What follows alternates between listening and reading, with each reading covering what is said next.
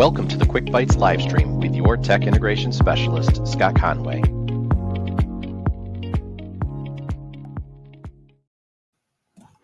Welcome and thanks for joining me. On today's episode, we're going to explore Google Gemini's guided learning tool. And I'm really excited to show this to you because this has some features that are going to really work well for our students. And I will again, give a disclaimer on that. But as always, if you have any questions or feedback, feel free to reach out via the email on my YouTube profile. I'd love to hear from you. And if you haven't already, be sure to hit that subscribe button below. All right, so I want to talk about Google Gemini again. I know I've done a couple episodes on this tool, and we probably will continue to do so as there's more features that I'd like to share. But today's episode on the guided learning tool is probably the first tool and maybe one of their best right now for student-facing AI use. Now, that comes with a massive disclaimer. Again, I've given this on pretty much every episode we've done. But I feel like it's important to say and remind everyone at this point that every district is different. Some districts are teacher-facing only. Some districts are teacher and student-facing AI, and some districts are no AI. So you really need to know your district well and understand its current policy on AI use before you dive into anything that I'm showing you here today. But today's tool really is one that you can use with your students. And it really is, if you have student-facing AI approved and the Gemini tool is approved, this is going to be cool and you're going to really like it. Again, you can see the little icon here. As I have mentioned before, if you're a Google or a Google Workspace for Education district, you can enable this through the admin console, or whoever's in charge of your district's Google Admin Console can enable this so that you are protected under the same data privacy rules and the core services agreement as everything else. So that shield will tell you when you're in Gemini that you are covered under all of that. So that is the quickest indication. So I'm in the Flash module right now, 2.5 Flash, and you can see here I've got it already kind of triggered, ready to go. Guided learning is set to go on. And just to give you a brief overview of what this is, it really transforms the Gemini app from an AI generator or simple answer provider into a Socratic tutor. And so instead of just delivering a final answer, it's going to give students the ability to navigate the process of learning and discovery on their own. So this is really a helpful tool to help build critical thinkers. At its core, it's not an answer key. It's designed to promote productive struggle. It avoids giving direct answers to problems, as I mentioned. It asks scaffolding questions. So the tool guides students by asking probing questions to help them identify the next logical step. It could also ask them to define key terms or reconsider their approach. I'm going to try and trick it up a little bit today. As I was playing around with this in the back end, I was trying to fool it, and it kept me on the straight and narrow. So it's pretty cool. It also builds metacognition. The process encourages students to think about how they are thinking, helping them develop stronger problem-solving skills and ultimately intellectual independence. And it acts really as a personal tutor. It provides on-demand, one-on-one support, allowing every student to get kind of unstuck and move forward at their own pace. And that's one of the examples I'm going to, or one of the use cases that I'm going to show today. So let's get into this, because the first one is my first demonstration of this tool. I'll call the math problem unsticker. And the target audience for this would be some STEM teachers, maybe math, science. I think this is a math example here, maybe grades 5 through 12. But you're in a typical math class. Students are working on word problems or complex equations, and they get stuck on the initial steps or how to work through the problem. I know in helping my son with some of his math at this point, I probably could use this myself as an adult because I haven't done some of that math in quite a few years. So the premise of this is, well, here, let me drop in the, I'm going to drop in the, no, that's not what I want to drop in. Let's try it again. Let's copy and paste this time. There we go. So here is the prompt. I'm a 6th grade student. Guide me through setting up the equation for the problem without giving me the answer. Ask me questions to help me think it through. And the problem is Maria bought three notebooks and a $4 pen. Her total cost was $11.50. Write an equation to find the price of n of one notebook. So there is my prompt. I could obviously generate a prompt in many different ways. We've talked about the parts, which is the acronym that Google will use to kind of help develop a prompt. And at this point, I'm going to go ahead and hit submit, and let's watch what happens. So first, they're going to say we'll get started on this problem. The problem tells us Maria is buying notebooks and pens, so it's kind of goes back through. It reiterates what it's tasked with, and it's going to say, let's start with the notebooks. The problem says Maria bought three of them. If we let the letter N stand for the price of one notebook, how could we write a math expression to represent the total cost of three notebooks? So it kind of starts with a, hey, what do you think? It's not going to just give me the answer.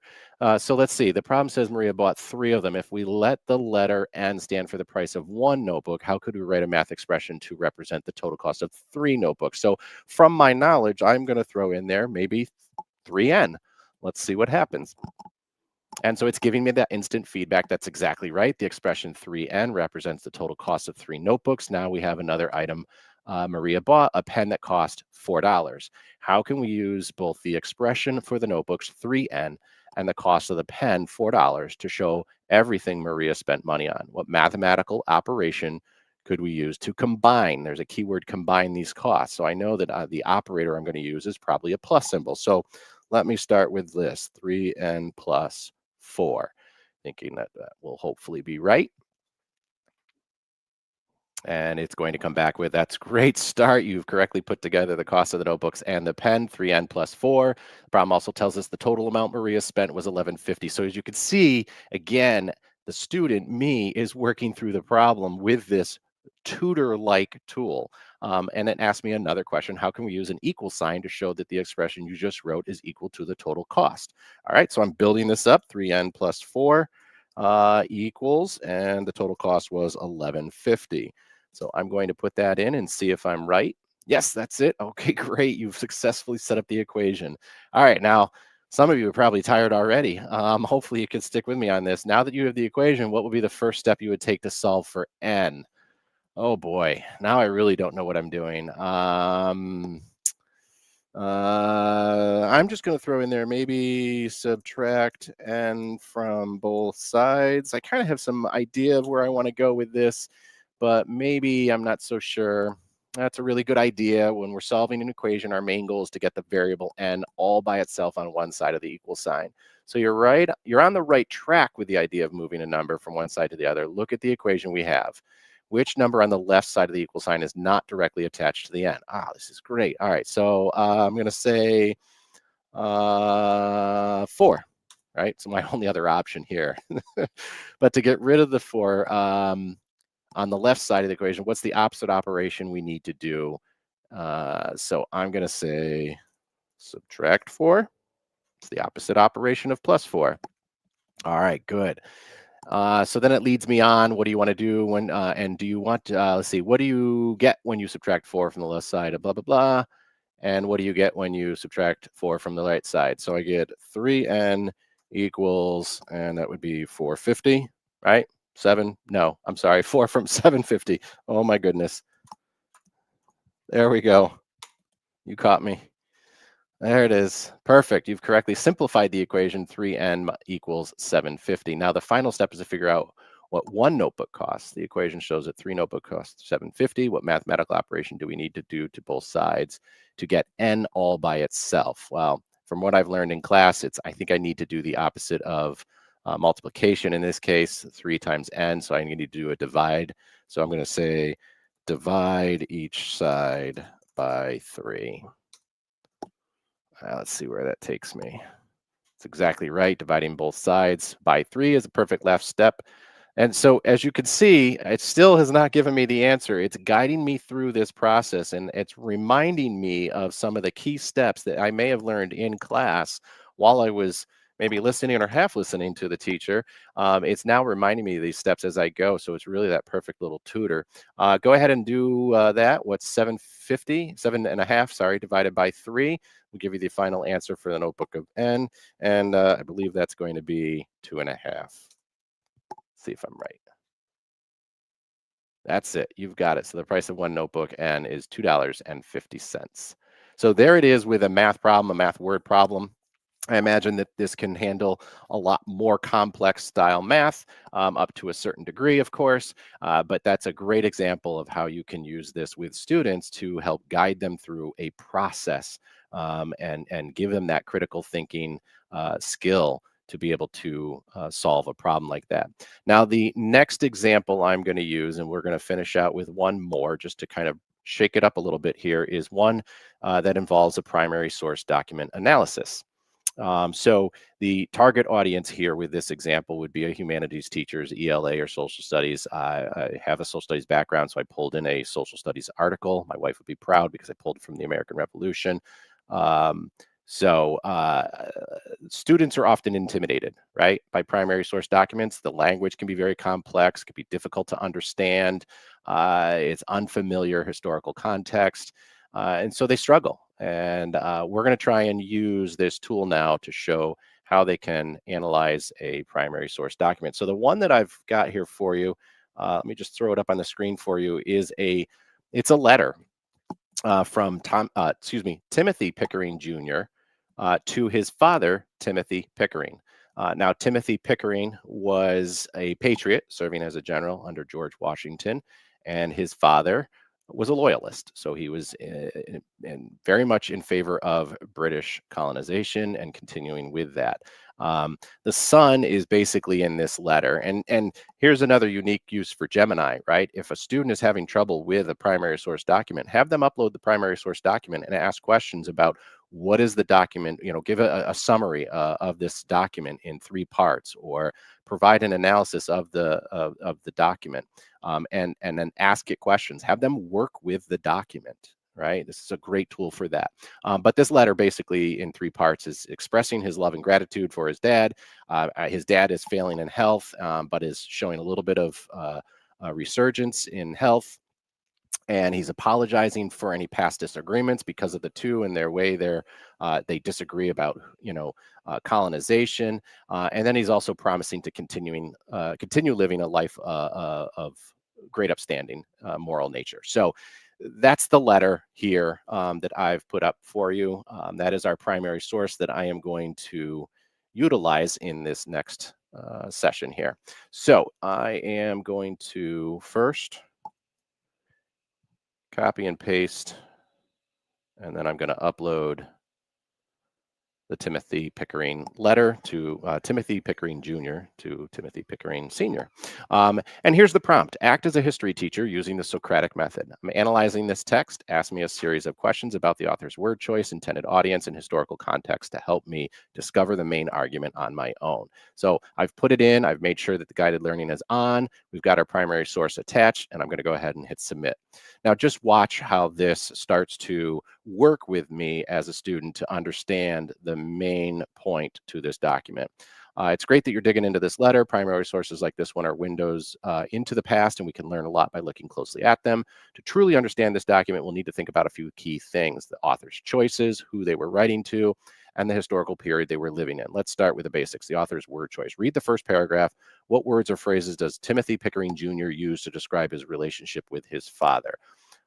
So the relationship with his father. Let me just pull this open again. And I'm going to say,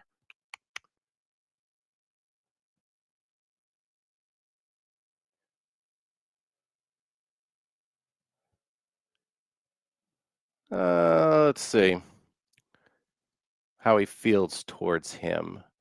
Maybe deemed anxious to live. Deemed you, let's see, anxious to live. Let's see if that has anything to do with this. Tells a little bit about how the son sees his father's mindset. But let's look for words that describe the son's feelings towards his father. So here you go. You're trying to trip it up a little bit. When we're really at the very beginning, we can often tell a lot about the relationship between people involved. Um, so here it is. With much grief. That's very insightful. It definitely shows us how upset he was to hear of the news. Now let's look at the very first line of the letter's content. Right before he mentions his grief, how does he formally address his father? Ah, yes, my honored father. My honored father. Right? That's how he, oh, I spelled it wrong, but I think it's going to pick up on it anyways. Yes, honored. So he says, what does this word honored suggest about the son's feeling for his father? I'd say maybe pride. Let's see how that goes. You hear the word pride, what's the first thing that comes to your mind? So you can see as this is kind of going through, it's going to help me pull out pieces and parts. Now, when I ran this through another time in the guided learning, it actually ran through and asked me a couple different questions. So if it doesn't necessarily go down the path that you think it is, have the student run it through a second time. Because this is taking, as I'm watching it right now play out, it's taking a very different approach to this article, same exact prompt. But when I ran it through under a test scenario and using it prior, um, it definitely went down a different path and it asked me different questions and it got me going down a different avenue, as I said. So, yeah, I don't want to go too much more into this because it can go on and it can take quite a while. And that's really what you want. You want this tool to be that Socratic tutor, kind of that help the student engage with the primary source document, help them understand it better through word choice and maybe imagery. If there's images in the primary source, you can use this tool, this guided learning tool, to your benefit and to the student's benefit really as well. Um, so it's going to ask questions and it's going to basically go back and forth with the student. Again, not leading them to the answer, but helping them to think critically about whatever they are working on, whether it's a primary source document or it is a mathematical problem of some sort.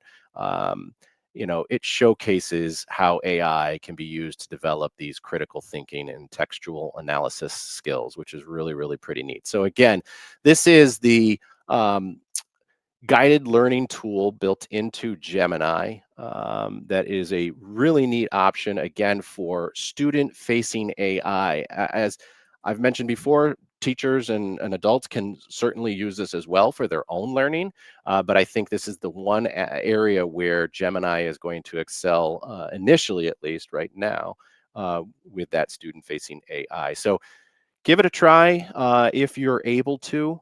Again, the disclaimer goes without saying, if your district allows for it, you may want to start out allowing students to use this, again, because it is part of that workspace for education environment.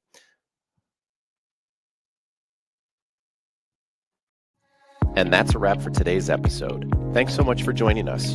If you haven't already, be sure to hit subscribe so you don't miss out on future episodes. Until next time, stay curious, keep exploring, and never stop learning.